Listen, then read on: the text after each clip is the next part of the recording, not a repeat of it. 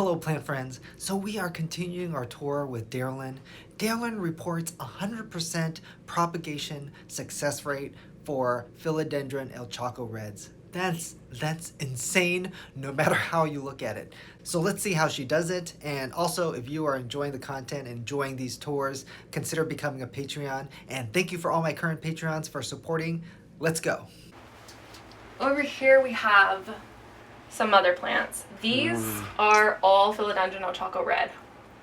And I'll actually bring some of them down because there's some interesting horticulture here.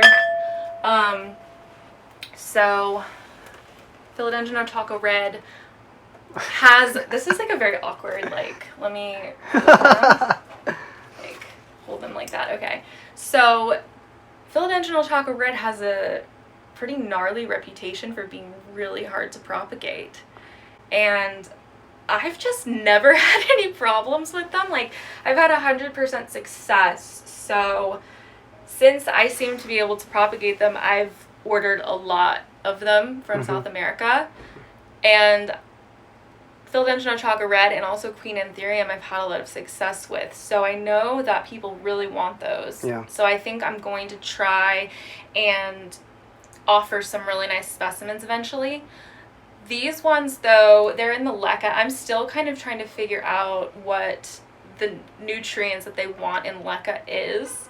And I'm kind of trying to decide, maybe I will put some of them in soil and some of them into LECA, and then kind of experiment and see how they do. But so this, I'm just gonna hold myself accountable right here. Oh, right. This is a failed experiment because what I did was I put them into these glass vases and then was just adding LECA as they grew additional nodes so that they would root into the LECA, and that worked. But this LECA was up too high and it was pressing against the bottom of the cataphyll where the leaf was forming, and so this leaf is probably going to be aborted. It's probably not even, I did salvage it, but that's a lesson learned, so. Ooh, I mean, I love, you have a ton of roots there. Yeah. Yeah, that's great. They're doing really well. So I think that I'm 80% there on my Choco horticulture. So Lucy, it's so when they're in LECA like that, do you do special nutrients for the watering? Yeah, you do need to offer hydroponics plants nutrients. It's different than soil plants. I'm still figuring it out. But what I will tell you is that liquid dirt is not suitable as a full 360 nutrient solution for hydroponic plants. I don't know exactly what it's missing. So here's another El Choco Red propagation. And here we go. We've got some roots. Yeah, that looks great. So one thing about Philodendron El Choco Red that I think is the missing part of the equation of why people struggle with propagating it, and I think this is true of a lot of plants that come with a big chunk, is that when you import it from, wherever, and you have rotted roots, those roots are not, they're gone. And the chunk, lower down the chunk where all those roots came from, it's not going to regrow roots. But what will regrow roots is the brand new nodes at the top. Oh, I see what you're saying. Yeah. Yeah, and so the secret really is cut the chunk off, because that is going to stimulate the plant to grow. And then there's also these little white things around it. Yeah. They're, I think, called rooting crystals, and it's the plant putting out a growth hormone. And then you see all the roots are coming from right around the base of the plant. Yeah. So if you're going to import an El Choco Red, or if you want to propagate it or whatever, you need to make sure that your propagation medium is above and covering that area around the top of the plant. And I've had seamless success with the more mature ones with the big chunks. Yeah. This way. That smaller cutting that I showed you, we're going to see if that one makes it. So you reduce the chunk part, focus on that area above or around the node. Yeah, I can show you again. Yeah. So, I mean, like epic close up. You can see, oh, let's not move. You can see that the new roots are all coming from the Yeah. base of the cataphyll. Like, you Yeah. can take it out So of the basically, water. you chopped off the lower Yeah. part. Yeah. Yeah. Yeah, I actually have the chunk of this in my grow tent. I can show you in a minute. Yeah. And it's putting out buds. So, yeah, I actually, there's a reel on my Instagram of where I propagated this plant. If you guys want to check that out, it basically shows you exactly what I did. And hydrogen peroxide is so helpful in keeping the water oxygenated. So how much hydrogen peroxide do you use? So for propagating, you don't really need that much. You just want to see bubbles forming around the plant. I just will just use like a healthy squirt, but don't exceed 1 tablespoon per cup. Okay. Yeah. And that much is really if you have a plant that's like got rot on it and you're trying to clean out the rot. Like, I don't think that hydrogen peroxide like heals root rot in like the soil. I don't think that will work. But if you have a plant that's come in from like an import or you've taken it out of the soil and the roots are rotted and you're trying to clean off the root, putting some hydrogen peroxide into the water and letting it kind of sit in the water, that will help clean off the rot. But it's not like a magic pill that you can just dump in your soil and have it be fixed. So one question I have is that little cutting that we were looking at, that one. When are you going to put that, or would you transfer something like that into hydroponics or leca or moss or something? What's the next stage? So with this, I would probably put it into leca. What I do is I just add leca up to the water line and then just let the water evaporate. And then it's like the easiest way to do it. If you don't want to keep your plant in leca long term, leca is an extremely helpful tool for encouraging your plant to root. But you have water roots when you're done, when you have as many as you want. So you can just take your plant out of leca and put it in soil. Same as you would take it out of a water propagation. Right. Oh, so you would just, next step is once it has a few more roots, you just put leca into that. Yeah, just like, here, I'll show you That's again with these. That's super simple. Yeah, so like what I did with these is I just, had roots, like maybe a couple, I'd probably give this a little bit more time. Like I'd probably want to see a couple more inches. Yeah. But yeah, I just filled leca up to the top of the water in the base and then just let the water evaporate out of it and then... Simple, easy peasy. And then don't fill it up all the way, after it starts evaporating. So the water level in there is what, half of that? Half of the... Yeah. Let me see, where's the water level? The water level's like right around here. Yeah. I need to take these out of these vases, but I haven't gotten around to it yet. And remind us the humidity that you have here. So my humidity generally tends to hover between like high 50s and low to mid 60s. We're in San Diego, in case anybody's not aware. Sometimes we do get Santa Ana winds here. So that is like hot winds coming from the deserts out east, and the humidity can plummet like 15%. But that's not super often. So usually, it stays really stable and I don't even have to do anything. It makes things easy. Hey, this is awesome that you figured out the El Choco Reds. I mean, there can never be too many El Choco suppliers. Never, Those are great. right? My goal is to be able to provide them at a fair price, not exorbitant, but we'll see how it goes. I have 7 on the way from South America. Okay. So we'll see. Sweet. This plant was my Philodendron white whale for such a long time. This is Philodendron luxurians. It's a more mature form than the one over there. And this plant is a lot more common now. You can definitely get them. Ooh, yeah. But, I mean, for forever, I couldn't even find them for sale. Yeah, they're a bit hard. They're difficult to find, but they're really not as scary as everyone thinks they are. Like, these plants just, they thrive in here, but, like, getting this leaf into this house was like a 2-year journey. Like, I'm like starting to like nerd out a little excessively, but like yeah. Oh, Looks great. It's just, like, I will definitely eventually have these as well. It's awesome. Because I think that this plant is really interesting. This plant was only described as a separate species from the Philodendron gloriosum in 2020. Whoa. Yeah. Wow, okay.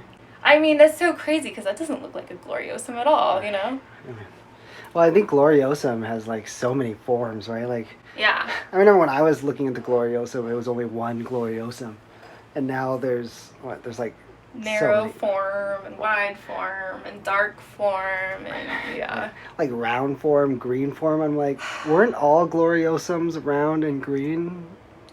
Never mind. The dark form just doesn't have as many veins. And I'm like, is it really like an actual cultivar or like a form, or is it just like natural variation? All right. This is my splendid.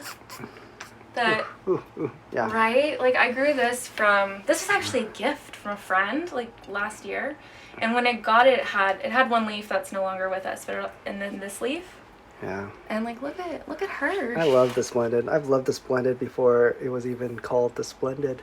Yeah. Yeah, when I first started, I mean, this was like my top wish list plant for a really long time, and back then it was called the MXV. Yep, that's what it was. Yeah, this is the hybrid of Philodendron melanochryzum and Philodendron verrucosum. Yeah. But I love these lights because they make all of my plants super, super, super dark. And I don't know why that is. I think it just must be like they're not very powerful. Right, that's really what it is. Like they're not very powerful, but you're right. Yeah. Like with a lower intensity light, you do have darker leaves. I'm sure there is a balance, right? Because obviously if your light is too low intensity or too little, your plant's growth is going to be a little stunted. Right. But yeah, I mean, yeah, your leaves are really, really nice. Yeah, this plant is going to be a mother plant. Yeah. So we will have some pieces of her available eventually too. She doesn't have a name. But yeah, she's grown really fast. I am actually, yesterday I shot the video about the soil mixture that I use for my like vining, like thin rooted philodendron. So that'll be up and you guys can see like how I grow plants that look like this. But I mean, yeah. Yeah. Yeah, I should sell this as like Philodendron Splendid dark form. It's not a thing, guys.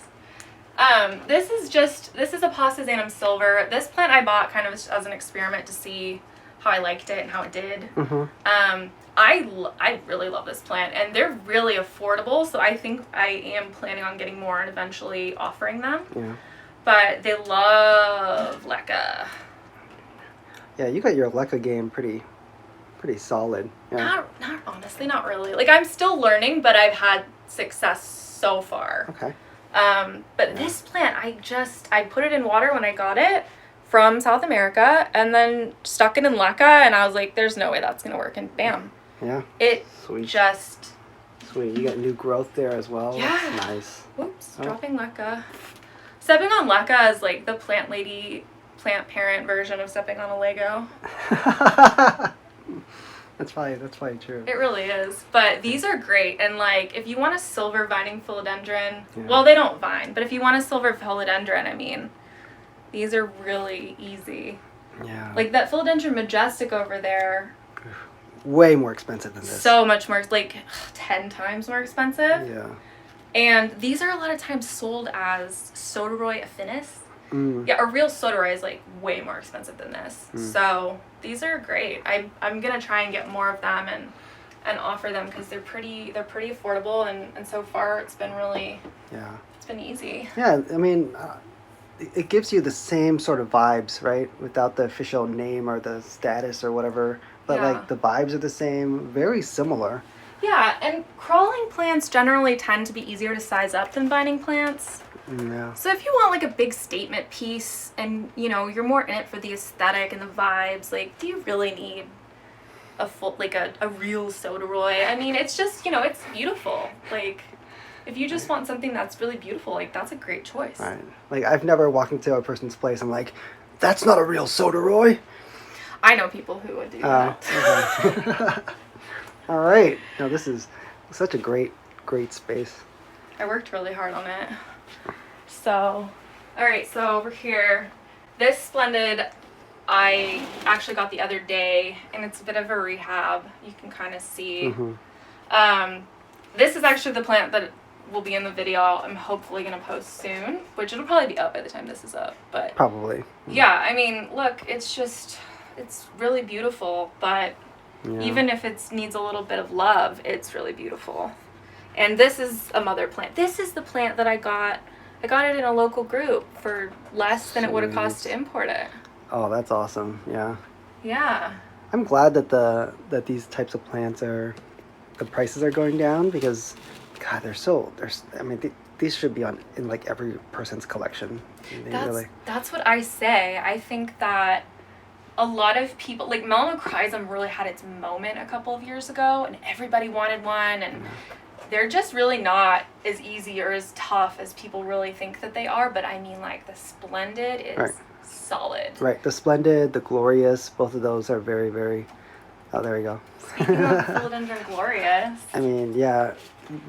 This out. They get bigger than the Melanochrysum, hardier. I think they grow faster in most cases. Yeah. Yeah, I've just never had a problem with it. And they have that varicosum characteristic of they have the freestanding cataphyll at a much more juvenile state, so they don't rip their leaves to shreds like melanos do. But this is a very special plant. This is a Philodendron Glorious from NSE Tropicals, and you know, everyone in the plant community knows that like Enid is the queen of plants.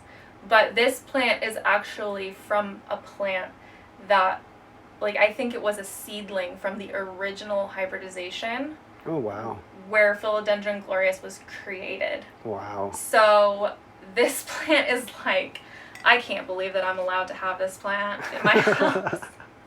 Like, I'm obsessed with this. That's great. This is like a piece of history. Like, this is like a plant nerd plant. Like a plant collector plant nerd plant. Ooh. And it's so beautiful. Yeah. It's so beautiful. I can't promise that this will ever be like publicly for sale. Yeah, it looks... Oof. But we're gonna have a lot of Philodendron Glorious. Oh, and I also really like that Enid mislabeled it. Oh. Or one of her employees did, I don't know. But and then here's another Glorious just propagation, because those are great plants. I mean, everybody should have the Philodendron hybrids. Ooh. I know, right? Wow. I know. Wow.